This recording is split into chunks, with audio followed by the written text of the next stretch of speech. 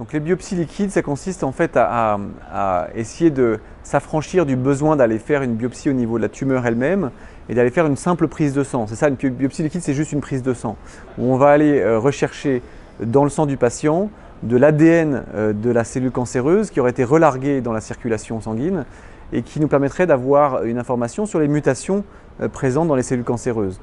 L'avantage de cette biopsie liquide, c'est qu'en effet, au lieu d'avoir une information sur les mutations présentes uniquement à un endroit du cancer, c'est-à-dire à une localisation bien déterminée, une métastase ou une tumeur primitive, le fait de faire ça dans le sang, vous allez avoir l'ADN circulant de l'ensemble des localisations de la maladie. Donc si vous avez une maladie qui est hétérogène avec des mutations différentes entre les métastases et les tumeurs primitives, vous allez être en mesure de collecter dans le sang l'ensemble de ces différentes mutations. Donc vous aurez probablement une cartographie plus exhaustive de l'hétérogénéité tumorale et de l'hétérogénéité des mutations présentes au sein d'un même individu entre les différents sites de la maladie.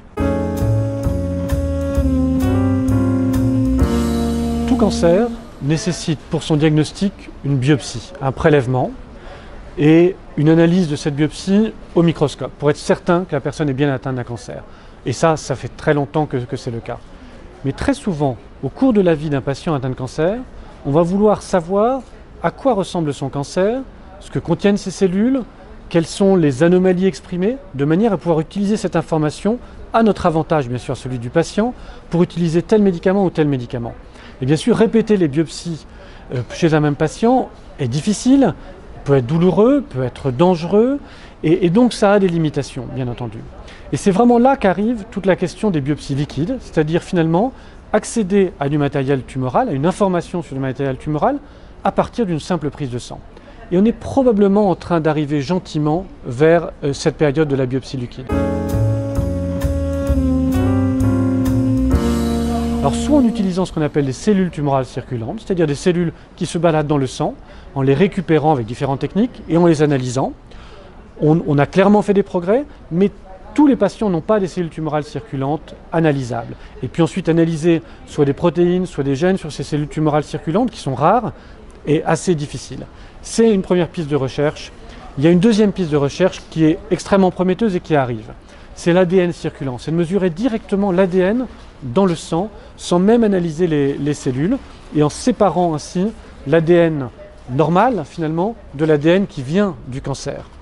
Et ça, c'est vraiment une technique qui est en train de progresser à toute vitesse et qui pourrait bien remplacer dans les années qui viennent le fait de répéter des biopsies pour pouvoir savoir ce que ce satané cancer contient pour qu'on puisse mieux le combattre.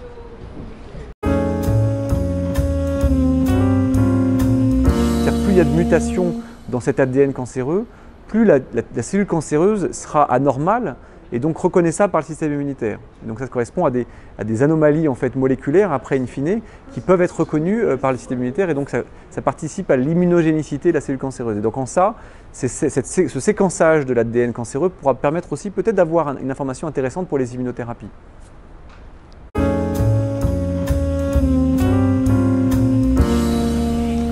Alors bien évidemment, la découverte de biomarqueurs fiables, prospectivement validés, est importante. Et on est à une étape où on commence à avoir vraiment des signatures, alors des signatures génomiques, on commence à avoir des expressions dans la tumeur, dans l'infiltrat tumoral, qui commencent déjà à nous aider à prédire les réponses à nos différents traitements.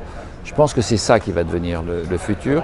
Je pense qu'on a vraiment besoin d'avoir des biomarqueurs plus faciles d'accès. Je pense que si on arrivait à trouver des biomarqueurs dans le sang, ça serait quand même nettement plus facile que dans la tumeur. À ce meeting, il y a déjà eu plusieurs biomarqueurs nouveaux qui ont été présentés, donc on a vraiment l'impression que ça arrive. Ça arrive assez vite, hein. On pensait il y a 3-4 ans que ça mettrait beaucoup de temps, ça va beaucoup plus vite, grâce d'ailleurs aux grandes banques de données, grâce au TCGA qui est ce grand effort américain de rassembler des tumeurs. En France, il y a des groupes qui travaillent dessus, on travaille et on collabore beaucoup sur le plan international. Et je crois vraiment qu'on est au début de ces biomarqueurs qui vont être, à mon avis, clés pour nous aider à choisir nos traitements.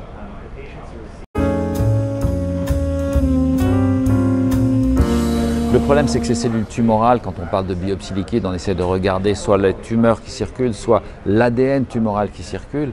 Le problème est que c'est une toute petite quantité et donc il faut de la technologie très affinée pour être capable de les isoler de manière fiable. Mais clairement, quand on va sur la tumeur elle-même, d'abord on sait qu'elle est très hétérogène et qu'on n'est pas toujours sûr de tomber sur la bonne partie de la tumeur. Et donc aller sur les métastases est sûrement quelque chose d'important. Et ce qui circule, c'est l'ADN des métastases. Et c'est celui-là qu'on veut avoir. C'est celui-là qu'on va pouvoir probablement identifier grâce à des nouvelles technologies plus fines.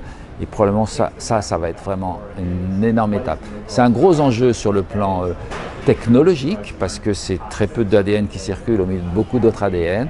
On commence à savoir le faire et je crois vraiment que c'est le début à cet ASCO et je crois que dans les prochains ASCO ou au meeting équivalent, on va avoir des nouvelles données très importantes.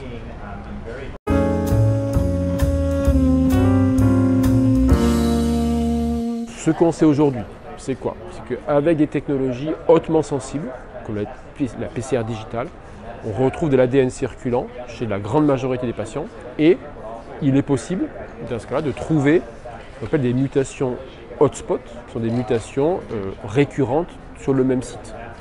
Donc là aujourd'hui, la première application simple de l'ADN circulant, ça va être le diagnostic moléculaire à large échelle sur des anomalies génomiques de type hotspot.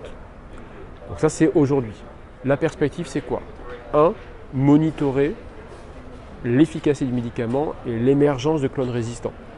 Ça, c'est deuxième perspective, pouvoir faire des larges panels de gènes avec du séquençage à haut débit. Troisième perspective, c'est détecter la rechute chez les cancers localisés. Et enfin, le Graal à long terme, c'est est-ce qu'on peut, grâce aux technologies d'ADN circulant, dépister les cancers, qui est là une perspective à très long terme, mais qui est une réalité scientifique en termes de recherche et développement, qui est est-ce que les technologies ultra sensibles de détection d'ADN circulant permettront, dans une perspective à 10-20 ans, de dépister les cancers grâce à une prise de sang.